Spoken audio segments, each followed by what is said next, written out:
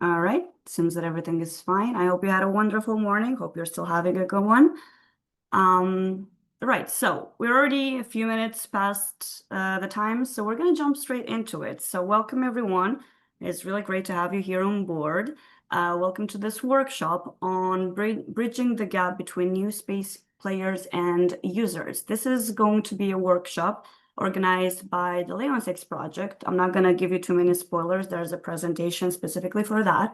And our aim here today is try to provide as many valuable insights as we can on the future of Earth observation platforms and the transformative potential that it has across various domains. This is a workshop, so we call it workshop. So we're trying to be interactive, so we'll need your help and we will need your input at some point. At the same time, we really hope that you will learn from all the experts that we have here today. You'll discover more and you'll find out more about our project, and you will gain insights at all the opportunities that are out there. So we really hope you enjoy the session.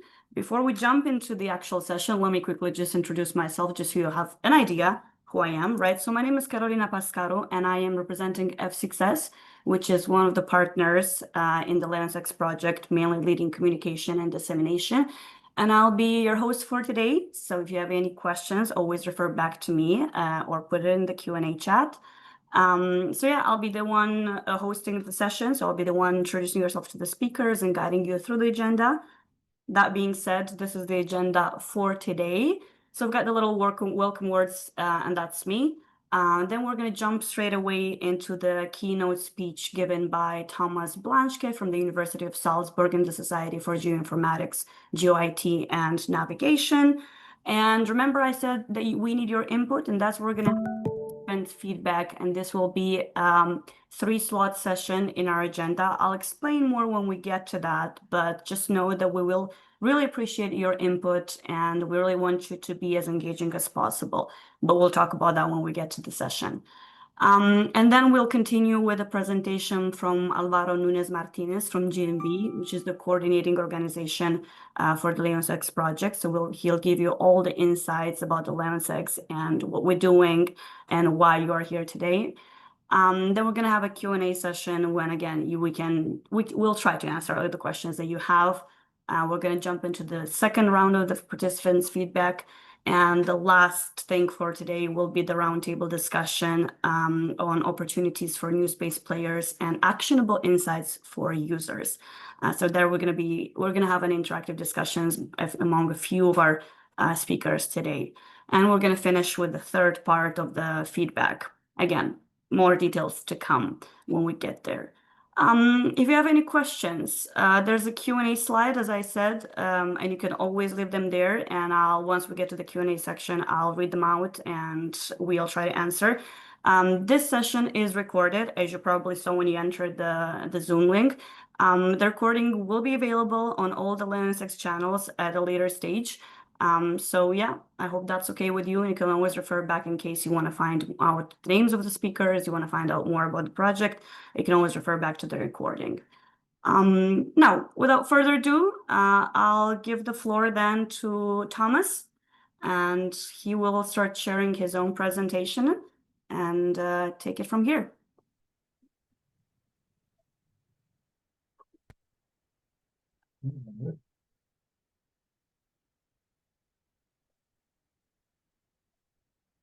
Right. I hope everybody can see my slide. And thank you very much for inviting me.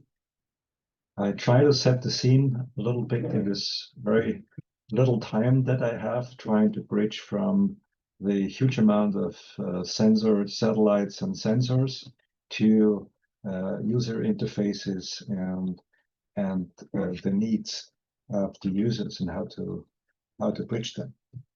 So I think probably all in this, all attendees of today's workshop are aware of not only of our environmental problems as illustrated here, but also about the fact that Earth observation data can help or is a major part of environmental monitoring, and not only environmental in a narrow sense, everything which has to do with like illegal things going on or proxies for economic activities.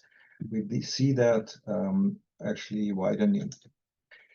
So traditionally, we've been relying on sensors and data from the big agencies like in North America, NASA, NOAA, in Europe, ESA, and over the last 25 years, also the European Commission, and together that launched the Copernicus program, as you know.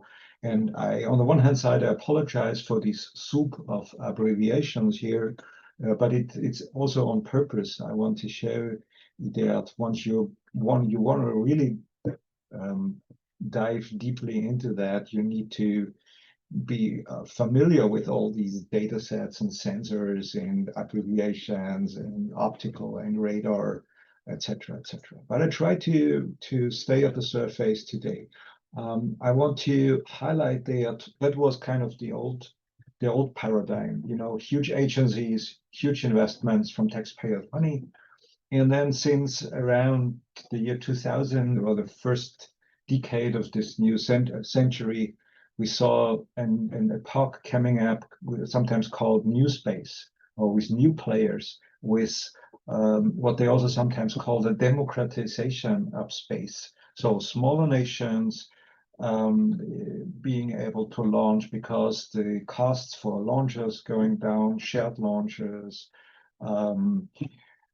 smaller satellites, cheaper satellites, nanosats, small sats, nanosats, CubeSats, costs going down, shared, reusable launchers, all that. I'm not going to go into the upstream market. That's the market that that's a business segment that helps to bring all this technology into orbit.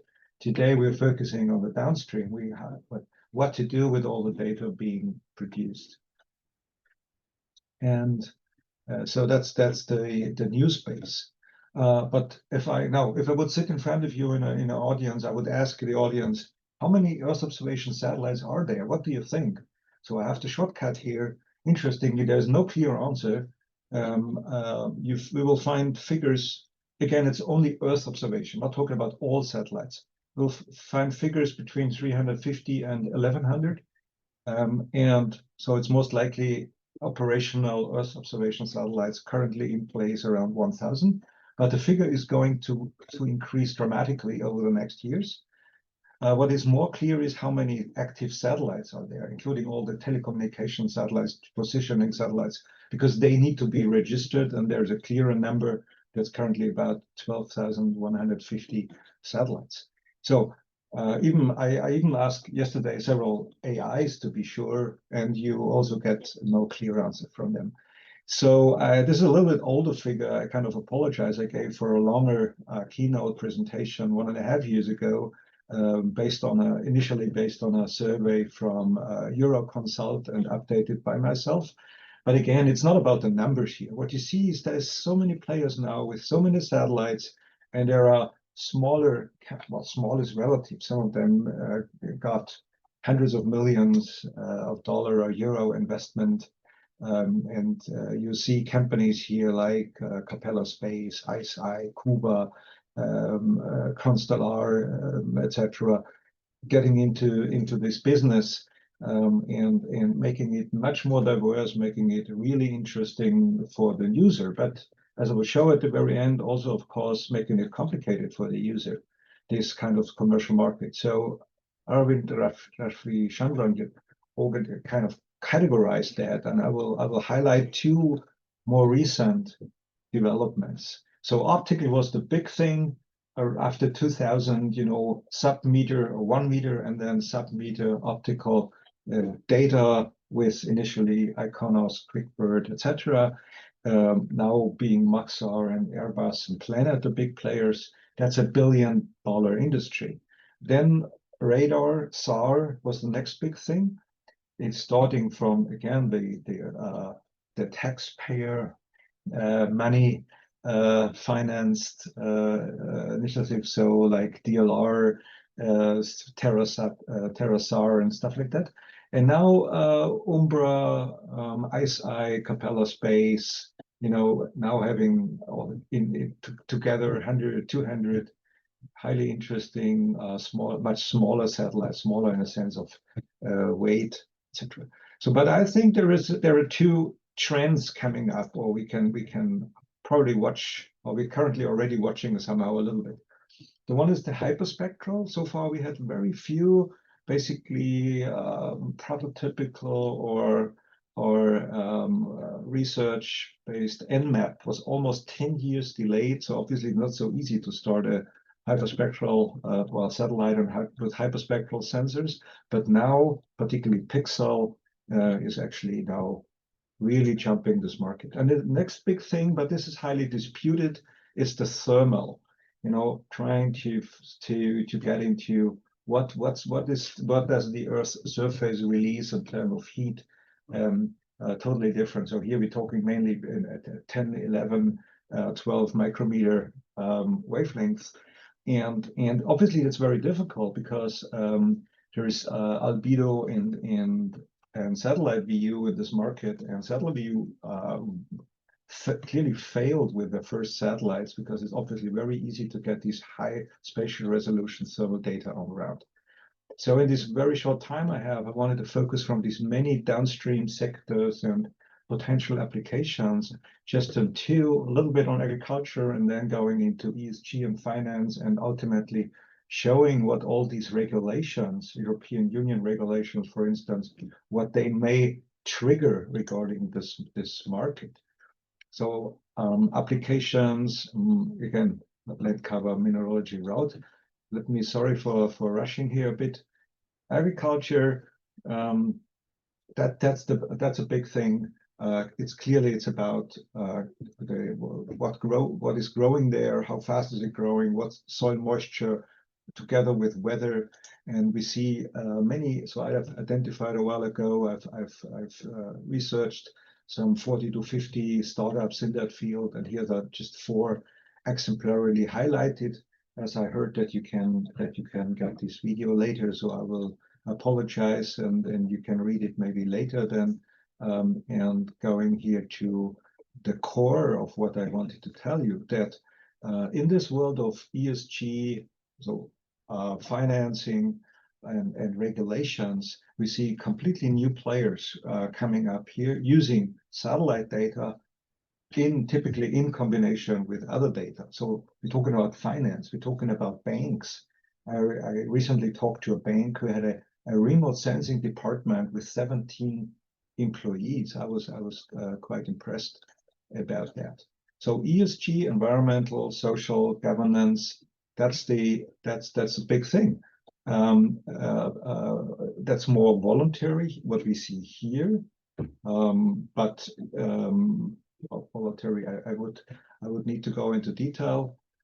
But it's about buildings, it's about asset, what they call asset level. It's about environmental risks, floods, landslides, droughts, and calculations, and then bringing in satellite data, typically again together with other type of geospatial information, like building information, like information on water usage, etc. And so my message here, second but last message here, is regulations, particularly in Europe, EU regulations are a big trigger. And I just exemplarily here took the EUDR, the European deforestation regulation, that was initially planned to come into force last 1st of January this year, but is now delayed to end of this year. But this is a big thing, because the regulation talks about satellite imagery. Every single good that relates to these 7 commodities that we see here, oil palm, soya, wood, cacao, coffee, beef, and rubber, every single good you import needs a polygon where it comes from, basically GeoJSON format, and it needs satellite image to compare the situation of 2020 with the recent situation. And you need to justify that there is no deforestation, because Europe doesn't want to be guilty for the huge deforestation that is going on in Africa and in a few other places. So these regulations, typically together with existing in situ information, other type of geospatial, being a transportation networks, etc., and what I call here geo AI. So AI, okay, what's through AI looking into what's in the neighborhood of this pixel, and we see not only large language models, we see vision language models now being with the hype now. That Google is actually Google Labs actually announcing some interesting developments here for later this year, where you're getting natural language processing, bring together your satellite data together with your other type of GIS data. That's a huge market for insurance industries, banks, etc. that so far were not really the core players in this field. And so looking at time, I still stay in time and I still have just 3 slides left. So now actually coming to the core of this LEONSEGS project that I'm not personally part of, but some of my colleagues are. So when now looking at, okay, how can the users keep track with all these amount of data? And amount, I mean, well, both the sheer amount of data in terms of bits and bytes and also the variety of data. So there is, we really need data warehouses with smart user interfaces and actually smart guides for the users. So put together here a couple of slides saying that we from flat archives and download options to task-based data set recommendations. I think this is the LEONSEGS project is actually exactly about that. It's also about user-centric interfaces, smart interfaces. Ultimately, maybe not now, but where it leads to is also semantic searches. So I'm not interested in pixel, and I don't want to pay per square kilometer, but I'm interested in deforestation that took place in a certain area since May 2023 here, for instance. That are future user requests that need to be accommodated. So there is a need for smart user support with all these satellites that we see. And so last 2 slides, there are, of course, existing solutions. You will never walk alone in this industrialized world. So there are, of course, solutions. You know, platforms like the Copernicus platforms, Google Earth Engine that I typically call a brute force algorithm, but also coming with data that Google had initially paid for and being ingested there. The Open Data Cube, very interesting initiative, certainly.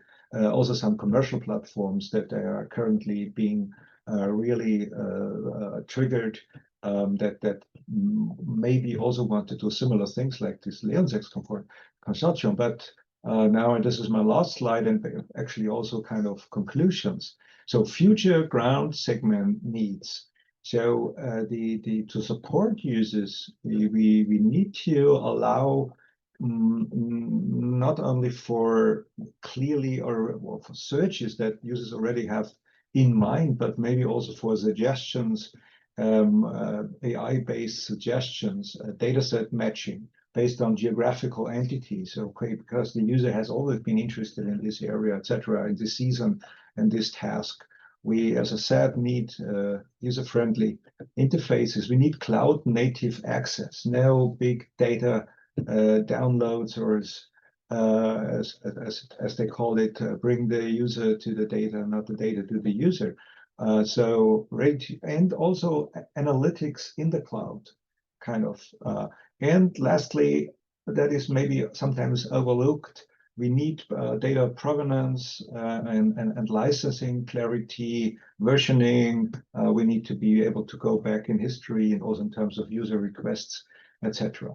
So I think this was a little bit, sorry for the rush, but I stayed almost in my little 15, 16 minutes to kind of just opening the scene and leading to what this consortium so far achieved, and trying also to kind of onboard maybe some new users in the sense that they are not necessarily satellite data specialist, but having some kind of application-driven demand. Thank you very much for listening to me. Thank you so much, Thomas, and don't worry about the time. This was a great introduction to our session, so thank you, really appreciate that. Now, if you can stop sharing your screen, so perfect, thank you. So I can go back to sharing mine. Right, so again, yeah, thank you so much, Thomas. This was really great. Now, next thing on our agenda would be, and I promise to give you a bit more details here, the feedback, right? So your feedback matters to us, and we need your feedback as well, right? So this is your opportunity to try to influence the next generation of Earth observation solution and to meet your requirements and needs. So we will listen to you, and this is what we'd really appreciate if you can either scan the code on the slide, or my colleague will pass this link into the chat. And if you can go, it's a little it's a questionnaire, and it's made out of 3 parts. This is why we have 3 sessions in the agenda focused on your feedback. And in the next 5 minutes, we would all appreciate if you can just go to this questionnaire and fill in the first part. And once you get to the end of the first part, don't close the questionnaire, keep it open.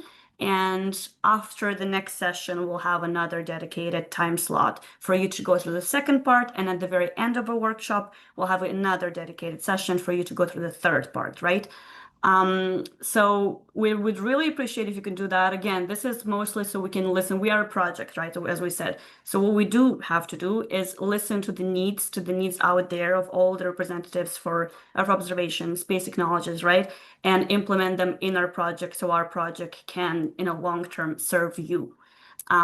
So please go ahead. We want to hear your voice. Again, scan the code, click the link in the chat, and we'll give you 5 minutes to fill in only the first part. After you finish, don't close the link because you'll lose all the input that you've included so far. So I'm going to stop talking right now and give those 5 minutes to you to fill in the questionnaire. All right, so I really hope you have had the time to fill at least the first part of the questionnaire. And again, much appreciated from our side. And you can always go back to the link. We'll refer back to them during the other slots. But yeah, let's just move on with the agenda to make sure we stay on time.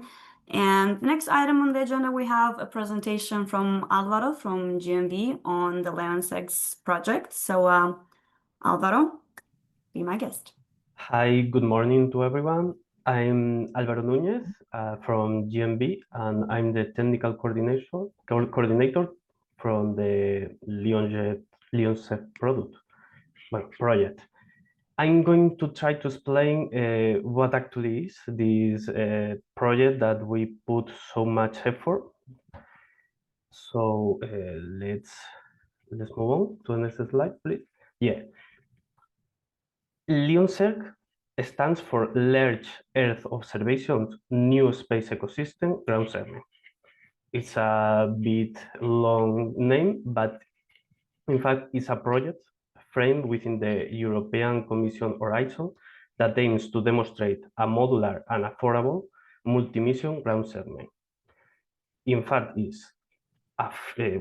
could say that it's a federated environment of Earth observation data providers that collaborate all together through harmonized interfaces and which are managed by a central automated multi-mission service where we could use to coordinate and produce Earth observation complex products for the end users.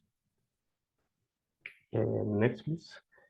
Okay, I can give you the description of the project, but how does it actually work? Well, it's a system that federates 3 kinds of providers. The first one should be the Earth observation existing product providers with their own space and ground segment and are willing to access the market that should be within the infrastructure that we could offer. The other providers should be the new space stakeholders, which need or wish to externalize their ground segment infrastructure. And apart from that, we could have access to different external catalogs and data source. All these sources, different kind of sources, combine and work together through the platform to provide to the end user a lot of different and advanced products. And the main benefit is that the end user only has to one endpoint, only has this platform in order to access all type of different sources and different products. Next, please. So, for what can be used? Here we have two use cases that we are using to test the platform. The first one, the first sample, could be the vineyard owners or wine producers in Spain that they want to know the nutritional status of their own vineyard. First, they go to the platform, select the product they desire, in this case, the nutritional status, and they could draw in a world map their own parcel of the vineyard. Then they could select the past time period and the desired resolution, and then the system automatically runs and searches for the historical Earth observation images that match the intended product. Then the system automatically retrieves those images and processes it in order to generate the final product and delivers to the end user. This could be one of the use case, the practical use case. Another one related to the as well to the agriculture could be the use of the an agricultural cooperative in Austria, for example. An analyst could as well draw their own field area in the world map, and they could define the past time period and the future time period. In this case, the system is going to also search using all either semantic queries or traditional metadata searches, but it combines as well the satellite tasking for future. The system automatically chooses the best possible candidate for this tasking, for the image acquisition. Once the observations are performed and the images are retrieved, well, the LEONSEG retrieves the final product, processed, and ready to use the analysis. In these cases, the final end user don't really need to know the inner work of the system or even the workings of the industry, the Earth observation industry. They just want to know what's in their agricultural field. Additional possible use cases for future exploitations could be the environmental monitoring, the urban planning, disaster response, maritime surveillance, or really any other kind that you could think of. This is a flexible and scalable system that we could include for the future, meanwhile it progresses in the developing. Next, please. So here, what are really then the benefits for the new space players? And some of them could be also included for the legacy Earth observation product providers. The first one could be that this platform lowers the entry barriers to the Earth observation market. Like using the platform as a ground segment as a service. We could provide also the service to operate the satellites within the system. It also provides access to a federated marketplace with a higher pool of customers, meaning that if you are not reaching enough customers, you could federate to the system and reach to a higher pool. It also offers flexible and scalable solutions for operators through the customizable services. It also reduces the risk of operations and improves the cost efficiency, all of it using the shared infrastructure for multiple missions. Next one, please. And for the end users, we also have some actual benefits. For example, the system could generate advanced Earth observation products tailored to specific customer needs. It also provides access to all kinds of EO data sources from different missions and different catalogs. It could also improve the operational efficiency by simplifying the operations and delivering faster the product. If you are using one single platform, then it's also simple to ask to request a product, and it should be much faster. The platform also supplies complex Earth observation products, as I said, by combining different data sources from past and also from future, all different resolutions and maybe different time of bandwidths. So the system, finally, it also produces accurately and timely information, meaning that the Earth observation products are reliable and fast. And I think that's all. If you have any questions about the platform, don't hesitate to ask them. Yes, thank you so much, Alvaro. Right, so this was a great introduction of the platform, what LEONSEGS is aiming at doing, right? As the technical coordinator, Alvaro just went a bit more into the technicalities. However, now we have a few minutes for just the questions in case you want to know more about the platform. If you can just drop them in the Q&A section, and I'll be reading them out and Alvaro can answer them in case you want any more clarifications on how the platform operates, what is the future of the platform, how you can use it potentially, and yeah, what the benefits would be. So leave them in the Q&A section, and I'll read them out in case you have any.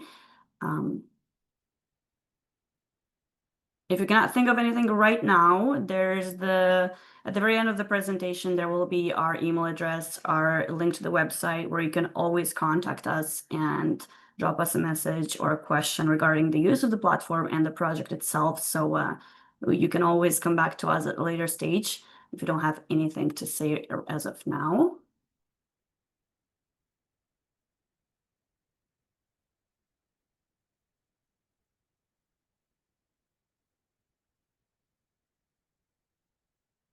Okay, good to know it's very user-friendly then. Everybody understands how it's working, right?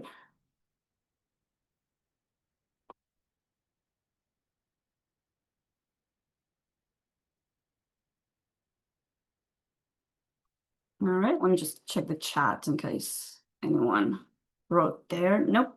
Okay, so there are no questions. Yeah, no. Oh no, never mind. There we go. We've got one.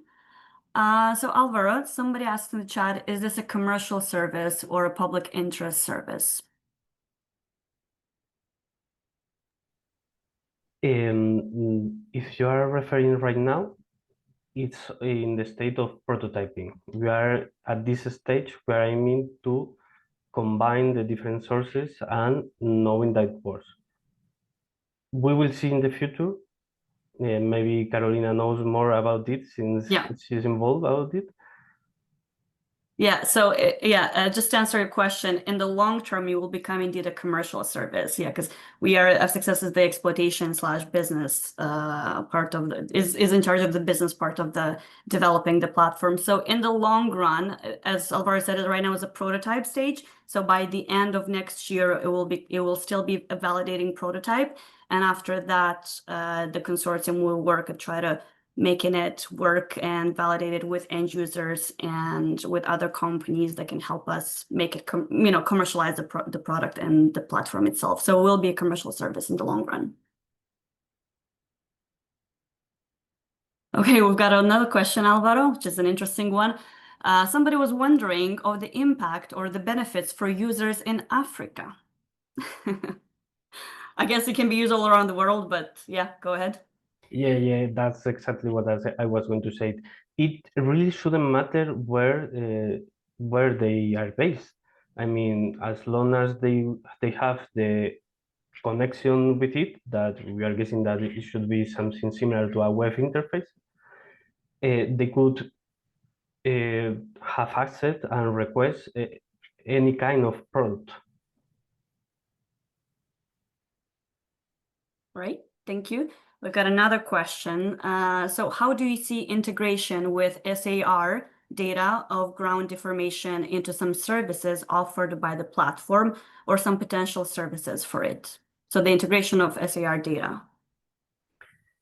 Yeah, we are looking for it. I mean, I don't really see any problem, in fact, for actually integrating it. But we are working for in the future have all kind of data sources, all kind of Earth observation satellites as well, federated within the system, where you could operate it and process, download and process the image within the system. So here we could have the two different approach of the platform. That could be if the satellite is operated by an external, let's say external provider, external provider that they are operating already, we could use this information in order to generate more complex products. In fact, we are already doing some product that combines optical and SAR data. Great. I hope that answers the question. All right, I don't see anything else in the Q&A section. So any other questions before we move on? Right. Okay, so thank you so much, Alvaro. And just to be sure that we stay on time, we'll close the Q&A section right now. And as I said, you can always come back to us at the very end of the presentation. You'll have the little slide with the website and our email address, so you can always contact us. Now, this Q&A session actually leads us very nicely into the next part of our feedback, right? So the second section of the questionnaire. And you know what? Actually, the little questions that you had in terms of like how things can be integrated into our platform. By filling in this feedback, you can give us, as I said, we can assess your needs so we can adapt the platform to your needs and make it, adaptable and make it fit everybody. So please go ahead, scan the code, click the link in the chat and fill in the questionnaire so we can help you as much as we can while we produce this platform. So I think we've got, for the second section of the questionnaire, we've got 10 minutes. So again, you'll hear the music playing for about 10 minutes and then I'll be back after that. So please do fill that in.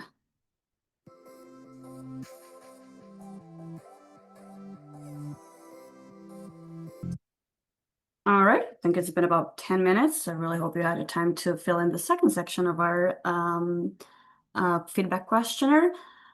Moving on, we've got a very interesting part of the session. And that's the roundtable discussion on the existing opportunities for new space players and actionable insights for users. This will be moderated by Catherine Lynn-Bain. She has more than 12 years of experience in the European space sector, and she's been focusing majorly on Copernicus and Galileo, so she knows her business. So, Catherine, I'll give the floor to you, and I'll let you introduce the speakers. Yeah, perfect. Thank you very much. So welcome everyone to the workshop Opportunities for New Space Players and Actionable Insights for Users. Thanks also for the introduction already. So I also worked on major space competitions and acceleration programs for EU space startups on projects like the Copernicus Masters, the EU Global Action on Space, many editions of the Space Awards, and also worked on different Copernicus services. So what can you expect today? You can look forward to insights from a great panel with experts from the European Earth observation ecosystem. And the goal of the project LEONSEGS is described as nothing less than revolutionizing the future of Earth observation data business landscape. And to get the big picture of that, it's very important to get the perspective of very different stakeholders in the sector. And therefore, I'm very much looking forward to this panel because we have representatives from a new space player, from an external EU data provider, from industry, and from an EU service provider. So all the perspectives we need. And before we jump right into the discussion, I would like our panelists to briefly introduce themselves. And I would like to start with Joseph Pino, CTO from iStick Space. So the floor is yours. Hello, good morning, everyone. Apologies, it looks like I'm having some kind of issues with the camera now for whatever reason. So, hello, I'm CTO here at iStick. We are one of the so-called new space companies. We are a company based in Barcelona, Spain, and we are in the business of creating thermal infrared data from our satellites in space, and we are going to be one of the few ones giving away data as a service for these thermal images. Perfect, thank you very much. And I'm also pleased to have João Bentes from Geosat with us. So please, the floor is yours. Hello, everyone. Thank you for the invitation to be here. I represent Geosat. We are an optical Earth observation, very high resolution satellite operator. We provide data and services derived from that data. And we are currently one of only 2 established players in this domain in the European framework. Perfect, thanks to have you on board for today. And to get an overview, it's also great to always have well-established industry representatives on board. And I also like to welcome Juan Suarez, Innovation Manager from TMB. Hello, everyone. Juan Suarez, as Katia said, I'm an Innovation Manager and Business Developer at GMB's Remote Sensing and Geospatial Analytics Division. So we are not in new space, we are an old company, well established, but we are working in the whole value chain of satellite Earth observation, from mission design, analysis, mission control, ground segments, and downstream added value services. I'm very happy to be here today. Thank you. Thank you very much. And I'm also pleased to welcome Helena Bergstedt. So please tell us more about yourself and the GEOS. Thank you. Yeah, my name is Helena Bergstedt. I'm a senior researcher at BGEOS. We are a company based in Austria, just outside of Vienna. And we conduct applied and basic research using Earth observation data, focusing on the Arctic and research questions concerning permafrost, for example, climate change, those kind of things. Okay, perfect. Thank you all for your introduction. And I would like to start by quoting EUSPA that say that the projected global revenues for Copernicus will rise from 3.4 billion euro in 2023 up to 6 billion in 2033. And the full potential of Copernicus capabilities is still to be unleashed. So Copernicus is a huge market. We already heard it this morning in the presentation, and it's for sure a good market to invest in. But to discuss this in depth, to inform you and to gain insights, I'd first like to have a look at the opportunities for new space players. So my first question will be to Josef Pino from IceTech. So can you tell us why you are involved in the project as a new space player, and why should other new space players be involved in the project as well? So, well, IceTech is involved in this project because, as I just said, as you may know, new space companies cannot focus on all the developments of a space mission. So IceTech is always looking for new partners and solutions to boost our market reach, providing a robust data solution to our client base. That's the most important thing. So the LEONSEGS solution will provide the new space players with a new arena for not only using the LEONSEGS platform as a ground segment as a service, but also as a medium to provide their imaging data for future clients. Okay, perfect. And I mean, we already heard this morning about the benefits for new space players, but can you tell us from your point of view, what are the opportunities and benefits for new space players in general to become a partner of the LEONSEGS project?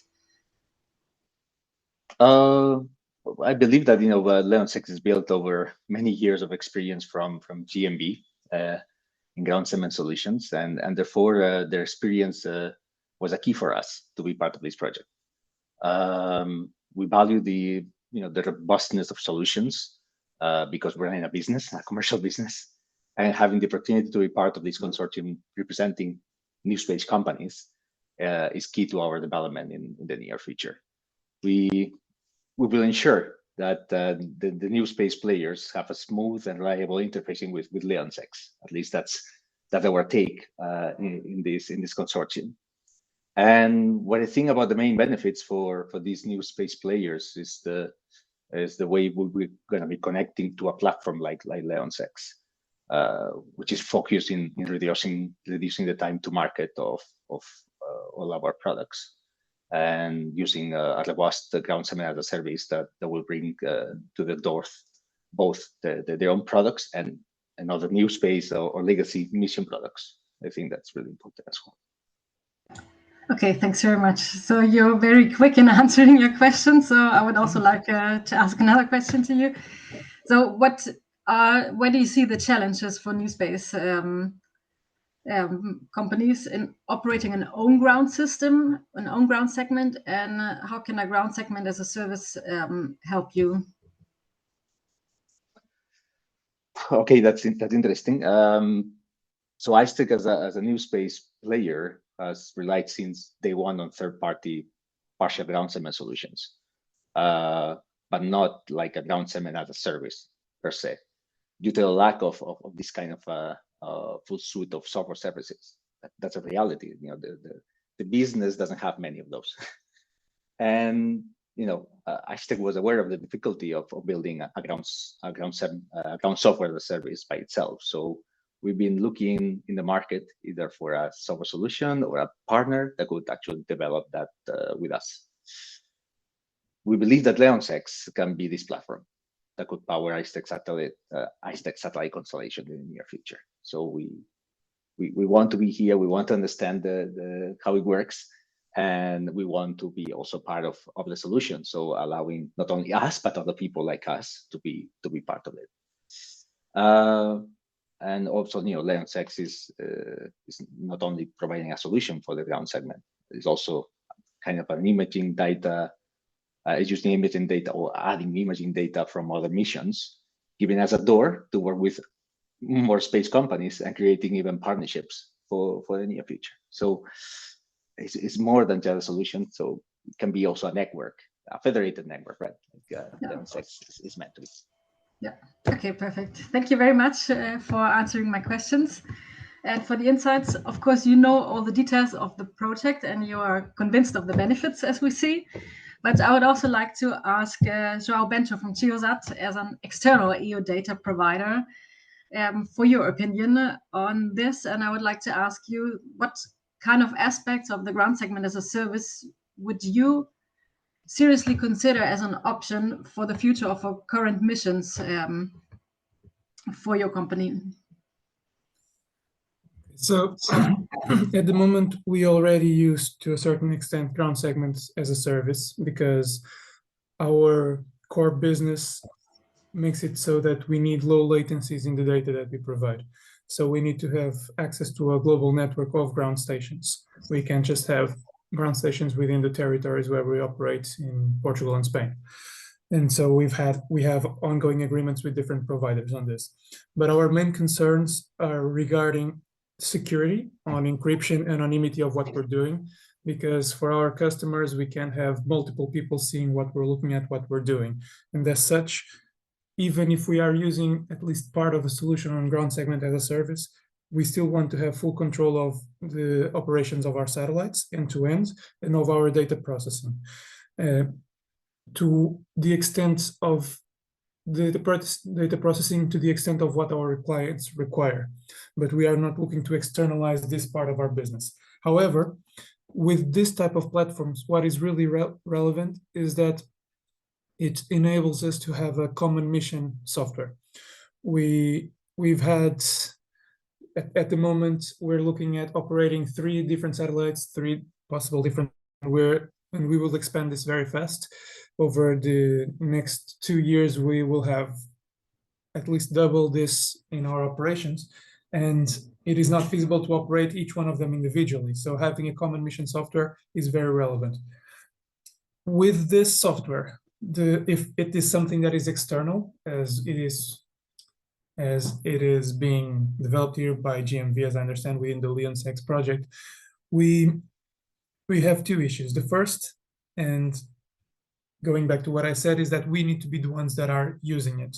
We do not want to externalize the control of our satellite operations, and that goes to the security part, to being sure that we are the only ones accessing it with regards to our satellites. But then the second one is we are operating 24/7 in very challenging environments. And with our experience in operations with this near real-time 24/7, we've noticed that sometimes there are bugs, there are issues that happen at 3 a.m., at 4 a.m. And our teams need to be able to handle those bugs, to do some patchwork on it so that they are able to provide still value to the clients. It's not possible to go from the usual technology development approach where, oh, there's a bug, we'll fix it and it will be operational in a week. It needs to be operational 30 minutes from then. So we need to have access and knowledge to be able to solve it, or to be sure of who is going to solve an issue that happens at 3 a.m. if a client needs something and it's not working. So having this fully external solution could be interesting if we are able to, 1, control our parts of the satellites, 2, either be able to fix issues ourselves, or to be sure that on the other end there will be someone fixing them with the same speed and 24/7 need that we have. That's it. Okay, so it's also a question of who's responsible then. So thanks, thanks a lot for that. I think that you already gave some quite interesting input for the project team to work on in the further development, and to also make it a bit more concrete. So can you tell the audience a bit more about the company you work for? Which sectors do you mainly cover, and what kind of services could you imagine to offer via such a system? Okay, so I imagine that most people here, since we're talking about very focused on Earth observation, have read different reports on maybe USPA or Euroconsult, whatever, on what is the Earth observation market. We have been operating Earth observation satellites, the team, for over 10 years, actually even longer than that. And through that, with providing data, we end up providing value on all of the different sectors.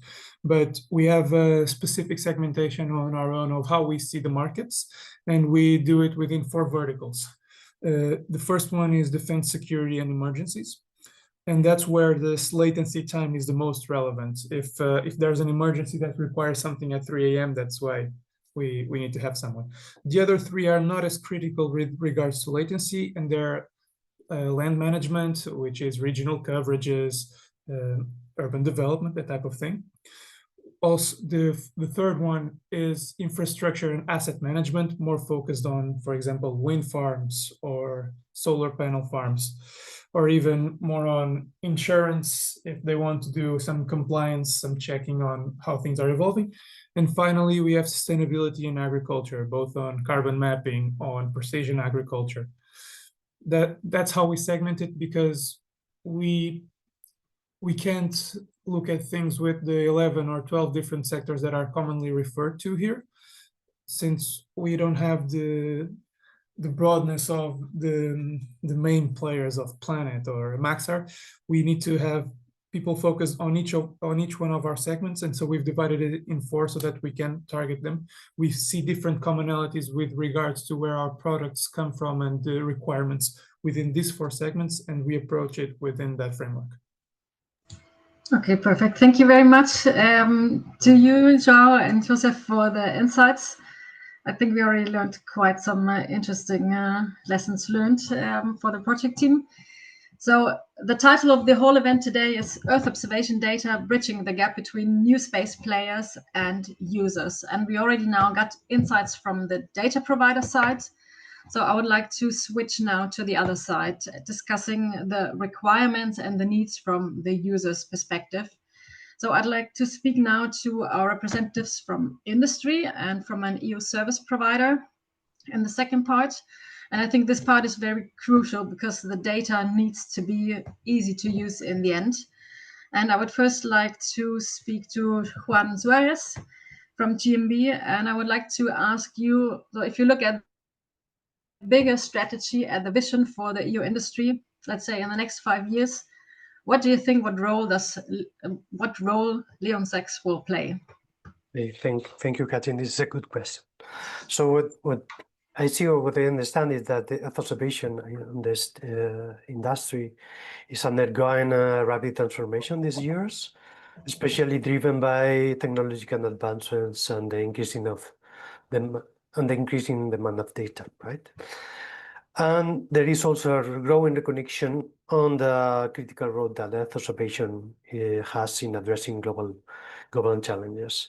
So what I see is specifically over the 5 next years and beyond, first question is the democratization of accessibility to data, because of the increased availability, not just because of these institutional constellations, Copernicus, but for the continuous surge of in the number of Earth observation satellites that Thomas presented earlier this morning.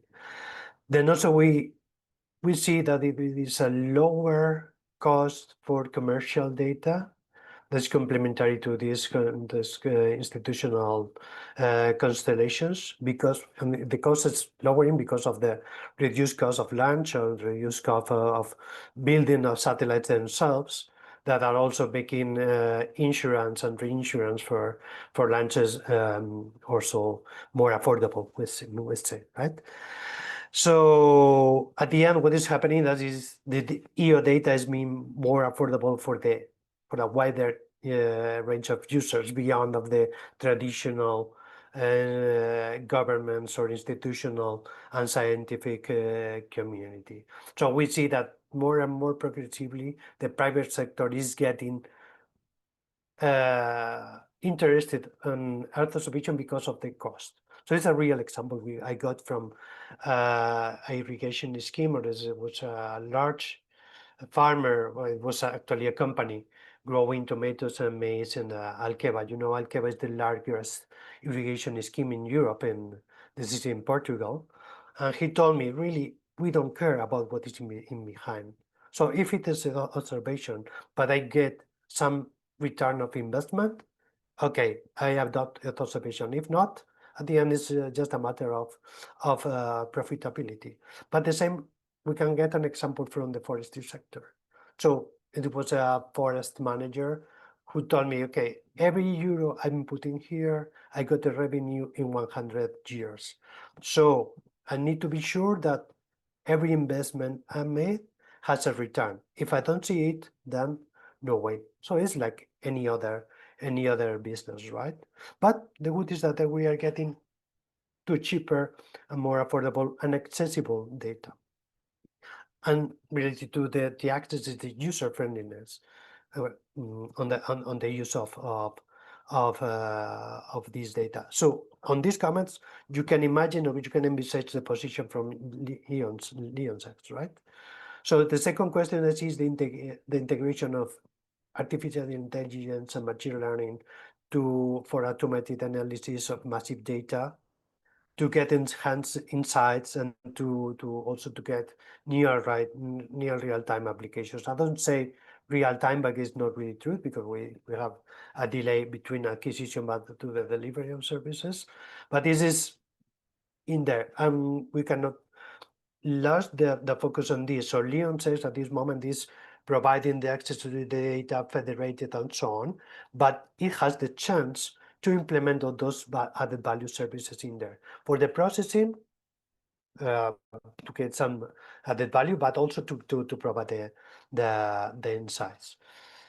Third question is that Earth observation was something that's easier into the nature of the data is capable to address these global challenges, which are unsustainable development goals, climate change, environmental monitoring, resource management, food security. And all those questions is not just the industry or the users, right? But the society who's interested in getting into this. So this is,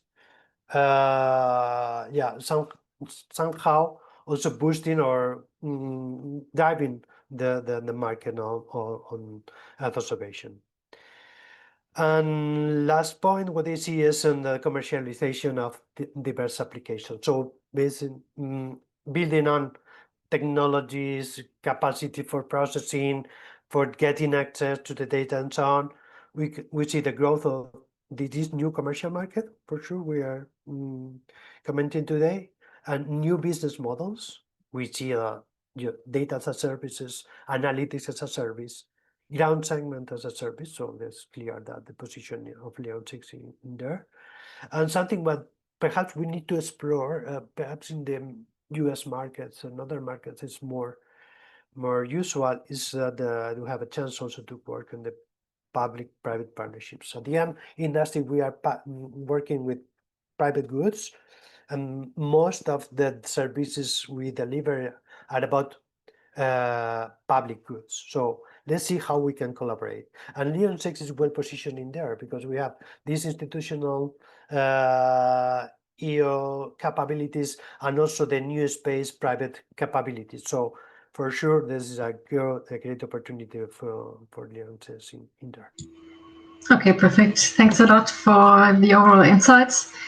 I think you already covered a bit of the answers for the next question, but I still like to ask you, what do you think, how are end users currently perceiving the value of Earth observation in the industry, and how could LEONSEGS help to bridge the gap between EO capabilities and the real user needs? Yeah, you're true that they already addressed some of that, but because they are interlinked, right? Again, that is apart.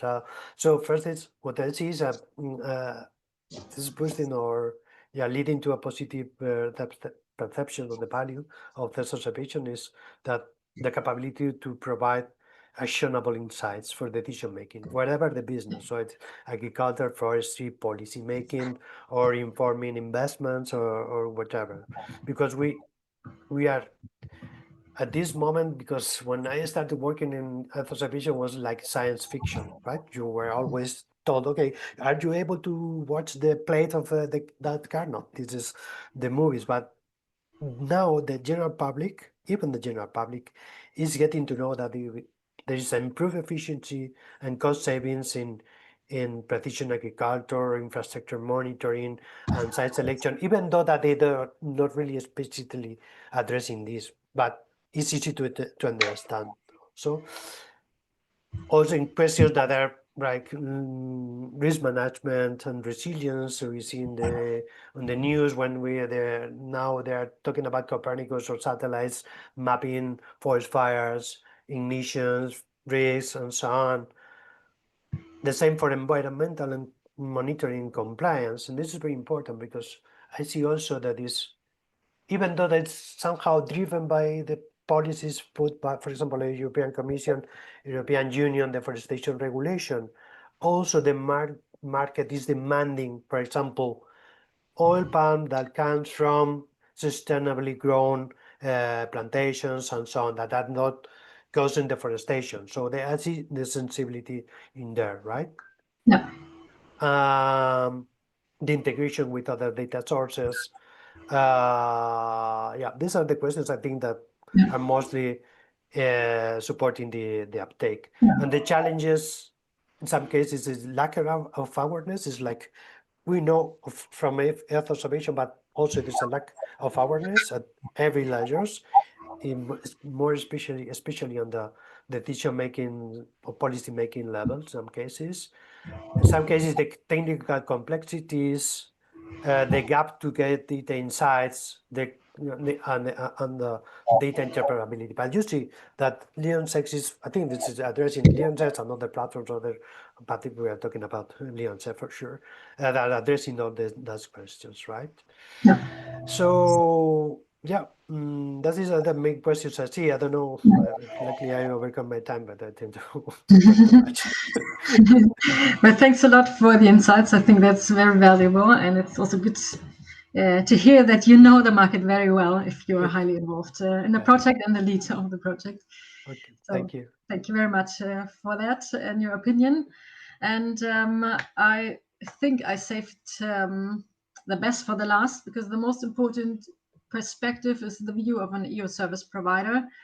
Because in the end, they decide if they're going to use the data or not, if it will be a success or not, and that it will be a success. I'm very happy to have Helena Bergstedt from Vitius with us in this panel. And I would like to ask you, how do you think, how should the next generation of EO solutions look like that you will use it? Yes, thank you. So I think we saw very nicely this morning in the keynote that Thomas gave some problems with established ways to access and use EO data. And I can only say this is a very big problem. A lot of the established solutions are very rigid. They're either extremely complicated and have high barriers for new users that are not experts but may explore using Earth observation data in the future, or they are very simplistic in the sense that they do not allow for advanced or analysis, or only kind of deliver basic products.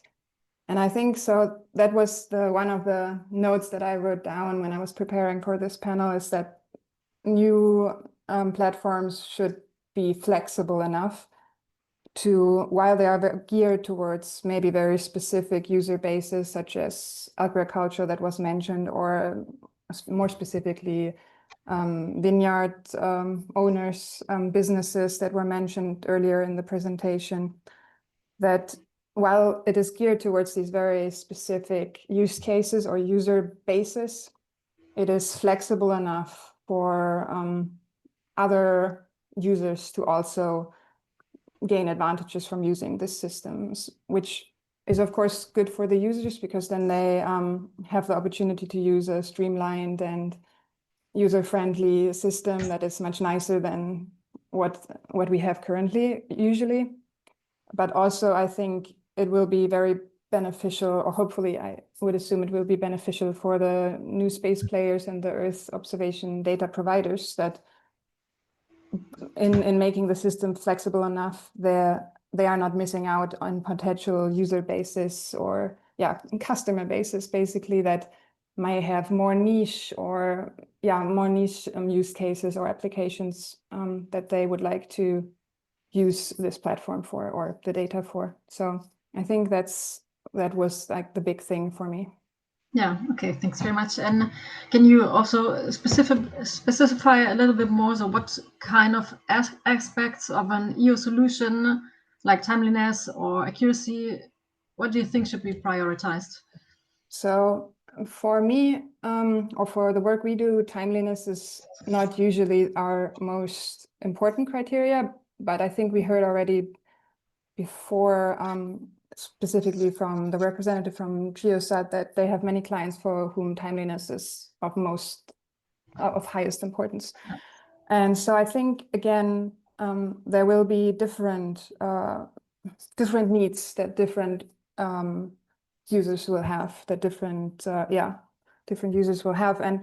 But one of the things that I often find that is lacking currently in solutions that are available is consistency. So we often are interested in longer time periods, looking back in the past to see how things may have changed, or looking over larger areas to see spatial relationships, not only targeting maybe one agricultural field, but larger areas, let's say a country or a continent. And so consistency in data processing that happens in the background, in this case, is very important, so that when interpreting the results that then are retrieved from the system, from your system, that interpretations can be made with confidence, that nothing, that they are sound. And but also I think one of the things that I was thinking that is currently often lacking, so I was just browsing in my mind of things that complaints that I often have, is that things are often extremely badly documented. And so I would just urge anyone, and like this consortium that is working on this nice platform for future use, to learn from other people's mistakes and assure great documentation of everything that happens in the background, because it's amazing that I won't have to deal with pre-processing steps and all these kind of things, but it only is really useful if I can trust what is going on. And for that, I would like to know what has happened. And this is, again, not something that maybe every user will need, but there will be some that will need it, that would maybe be scared off of using the system. And I think so for that would be really important. Perfect. Thank you very much. So I think you spoke the mind of many users that are today with us. So thank you very much for these insights. And we are almost at the end of this panel, but I would like to close by giving every one of the panelists the stage for a very short statement or a wish or an advice on what you think is essential to keep in mind to bridge the gap between new space players and users. And I would like to start with Joao, because you have to leave quite soon, right? So yes, thank you, Catherine. Could you please just ask the question again, because I was just telling the other meeting I was a bit late, sorry. Okay, sorry. Now I would just like to give the stage for every speaker, just a very short statement or a wish or an advice, what you think is essential to keep in mind to bridge the gap between new space players and users. So one final comment you would like to give out. That's a loaded question for a final comment.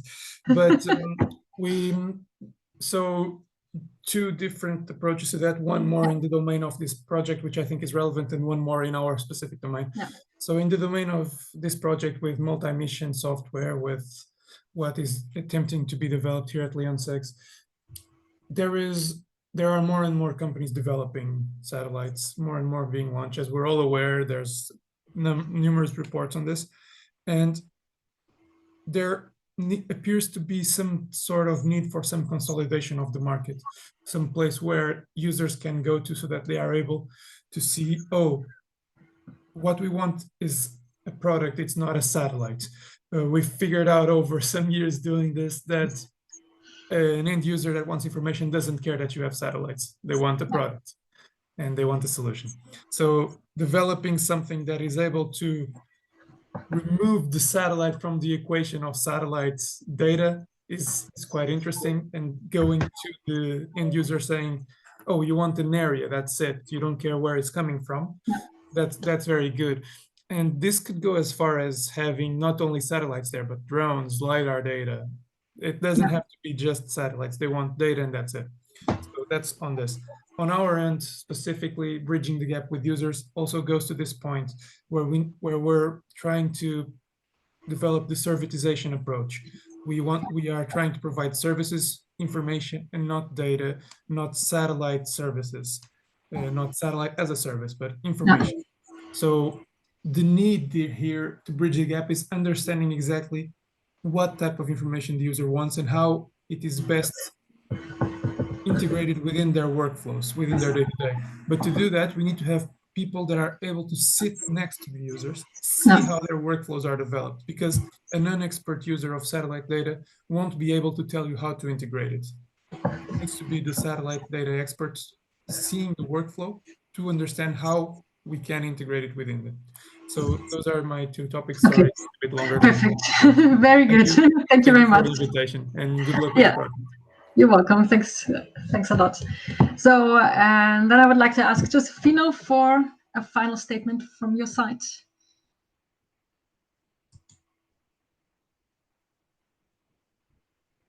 Joseph? No. Here.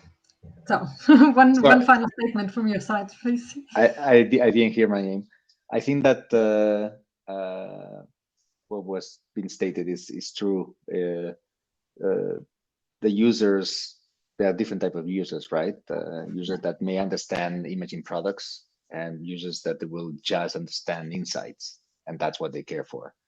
And as it has been said already, we try, or we have to be close to them to understand what's their need. And again, they don't really care if it's satellites, drones, that doesn't really matter.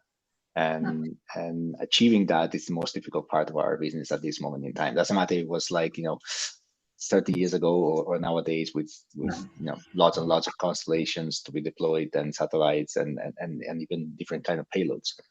If we are not able to go and provide insights for what the users need, we're not gonna make it. That's a reality. Yeah. Okay, perfect. Thank you very much for your statement. And I would like to move to Juan.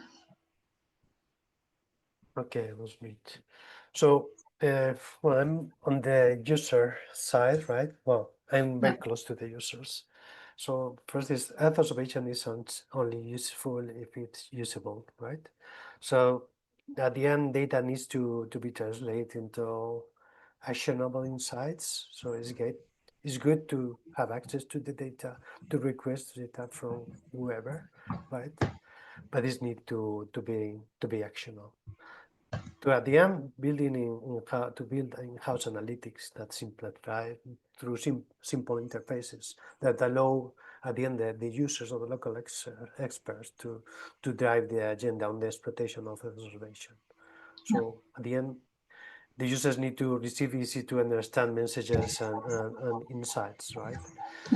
And also, this is to be driven with the users. I mean, this is an effort. I understand those that are more on the part of IT is like a nightmare. This is what I want to say, but at the end is to stay with the users and co-design and co-develop things at the end. Address real life challenges. It's not, doesn't make sense. Someone was asking about Africa. Doesn't make sense.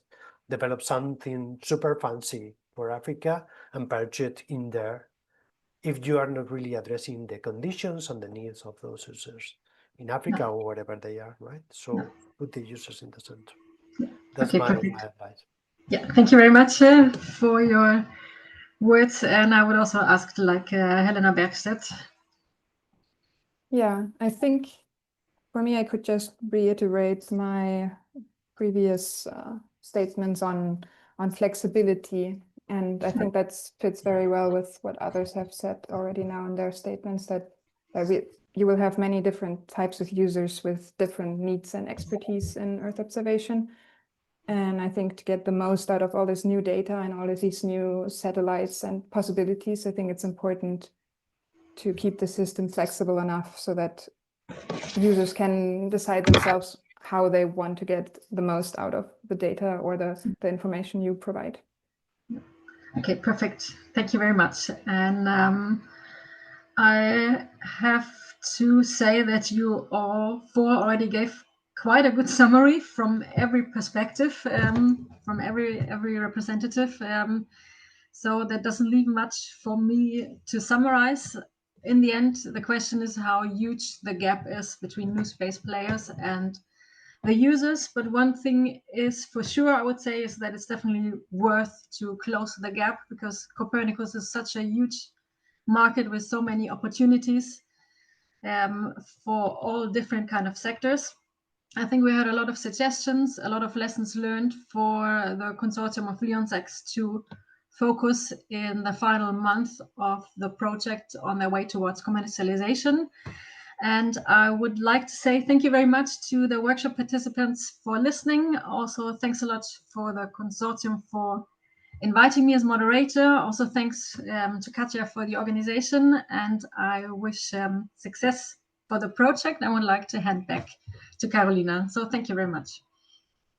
Thank you so much, Catherine, and thank you all the speakers. This was extremely insightful, even as someone that does not really have any experience. I was actually very intrigued by all the perspectives. All right, so I'll go back to my screen and we'll get into the last part of our workshop, which it is the last part of the question itself. At the risk of sounding like a broken record, I'll keep emphasizing how important it is for us to hear from you and understand your needs and collect your feedback.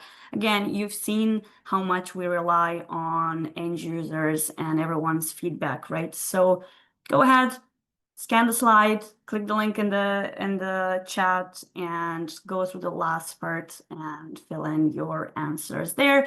We'll have another 10 minutes for this, so I'll just get the music started and I'll pop back after 10 minutes. All right, look, just so we are mindful of your time, we are aware that we're a bit over our agenda. I will stop it here. However, the link to the survey will be open in the next couple of days, so please feel free to just go back and fill it in if you didn't have the chance to do it in the very, a lot of designated slots that we had here. Share it with your colleagues and with anyone else that you think might have a different input or might want to be heard in our little experiment right here. And as I promised at the beginning, do follow us, keep in touch with us. You've got our social media, you've got our QR code that will lead you to the website. This LEONSEGS has just began our interaction with our end users and gathering feedback. So there's a lot of things coming up. We'll have a lot more sessions and trying to engage you and trying to listen to your feedback and integrate it into our platform. And going forward, we will need your input. So please stay connected. As I said, you can always drop us a message on our LinkedIn or on our website. You have our email address. So stay connected, and we will for sure. And we really hope to hear from you. And thank you so much to all the participants. Thank you for being here, for dedicating this morning to us. Thank you so much for all the speakers. We really appreciate all the insights, and it's good to hear different perspectives and see how we are progressing over there. And thank you for Katja, to my colleague. She's the amazing mastermind behind organizing this workshop. I know she's been very stressed. Yeah, with that being said, I'll close the session, and thank you everyone for being here. And I wish you a lovely end of the day.